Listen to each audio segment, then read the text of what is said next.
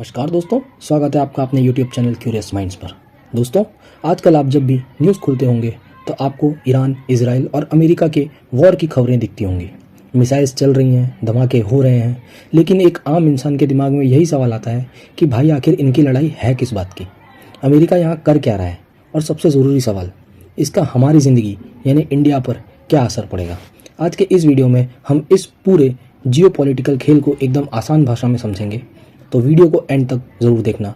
और दोस्तों, आपसे रिक्वेस्ट है कि आप इस चैनल को सब्सक्राइब करें और ये वीडियो को अपने सभी दोस्तों को शेयर करिए। सबसे पहले समझते हैं कि ईरान और इजराइल के एक दूसरे के जान के दुश्मन बनने का कारण क्या है। ठीक है, तो इसमें एक हिस्ट्री है 1979 की। तो 1979 से पहले ईरान और इजराइल एक ऐसे रिलेशंस में था जो बहुत नॉर्मल था, लेकिन 1979 के बाद ईरान में इस्लामिक रिवॉल्यूशन आया और वहाँ की नई गवर्नमेंट ने इजराइल को एक देश मानने से मना कर दिया।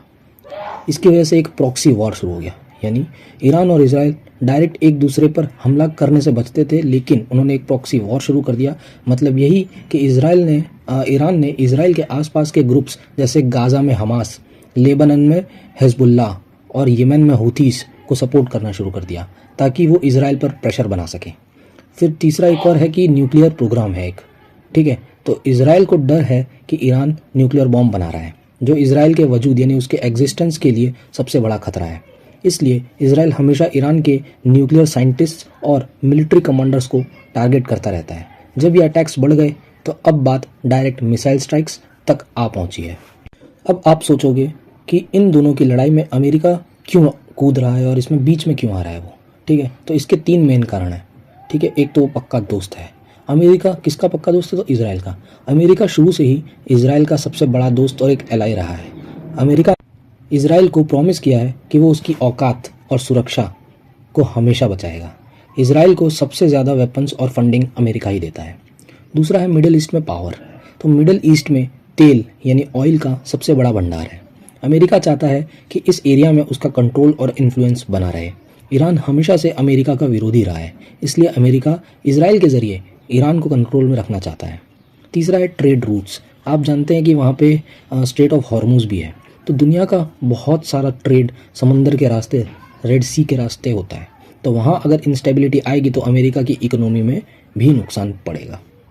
अब इस पे इंडिया का क्या रोल है या उस पर क्या असर पड़ेगा वो हम जानते हैं। अब आते हैं सबसे मेन मुद्दे पर। एक्चुअली अगर ये वॉर बढ़ता है तो इंडिया पर इसका असर क्या होगा?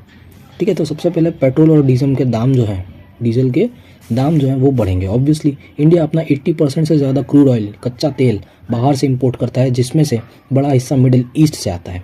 अगर ये जो वॉर है वो बढ़ा तो ऑयल सप्लाई रुक सकती है, जिससे इंडिया में पेट्रोल और डीजल के दाम आसमान छू सकते हैं। इससे हर चीज़ जैसे ट्रांसपोर्टेशन, खाना एटसेट्रा महंगी हो जाएंगी और इन्फ्लेशन बढ़ जाएगा। अब हमारे जो लोग हैं जो वहाँ रहते होंगे, तो यानी मिडिल ईस्ट जो गल्फ़ कंट्रीज़ हैं, वहाँ करीब 90 लाख से ज़्यादा इंडियंस काम करते हैं। अगर वहाँ पर वॉर होता है तो उनकी सेफ्टी का भी खतरा होगा और जो पैसा वो इंडिया भेजते हैं उस पर भी असर पड़ेगा। ट्रेड में रुकावट आएगी। इंडिया का एक्सपोर्ट और इंपोर्ट रेड सी के रास्ते होता है। टेंशन के कारण शिप्स को लंबा रास्ता लेना पड़ रहा है, जिससे शिपिंग कॉस्ट बहुत ज़्यादा बढ़ गया है। इससे हमारा सामान बाहर महंगा बिकेगा और इंपोर्ट होने वाली चीज़ें इंडिया में महंगी आएंगी। ठीक है, अब जानेंगे कि दुनिया भर की इकोनॉमी में इसका असर क्या होगा। तो पूरी दुनिया की जो इकोनॉमी अभी कोविड के बाद और रशिया और यूक्रेन के वॉर से पूरी तरह से रिकवर भी नहीं हुई थी कि अब ये नया क्राइसिस आ गया है। ग्लोबल सप्लाई चेन्स डिस्टर्ब हो रही हैं। ठीक है, वेस्टर्न जितने भी देश हैं वहाँ पे महंगाई बढ़ने का खतरा है। सबसे बड़ा डर ये है कि अगर देश जैसे रशिया या अरब कंट्रीज इसमें इन्वॉल्व हो गए तो ये एक वर्ल्ड वॉर का रूप ना ले ले। ठीक है, तो दोस्तों ये था ईरान, इजराइल और यूएस के कॉन्फ्लिक्ट का आसान भाषा में पूरा सच। इंडिया की गवर्नमेंट इस वक्त बहुत संभल कर चल रही है, क्योंकि हमारे रिलेशंस इजराइल और ईरान दोनों के साथ अच्छे हैं। इंडिया चाहता है कि शांति से बात सुलझ जाए। आपको क्या लगता है इस वॉर का एंड क्या होगा? मुझे कमेंट्स में ज़रूर बताएं। अगर वीडियो इन्फॉर्मेटिव लगी है तो इसे लाइक करें, अपने दोस्तों के साथ और फैमिली के साथ शेयर करें, और इसे ऐसी आसान भाषा में समझने वाली वीडियोज़ के लिए आप हमारे चैनल को सब्सक्राइब करना ना भूलें। मिलते हैं अगले वीडियो में। Thank you.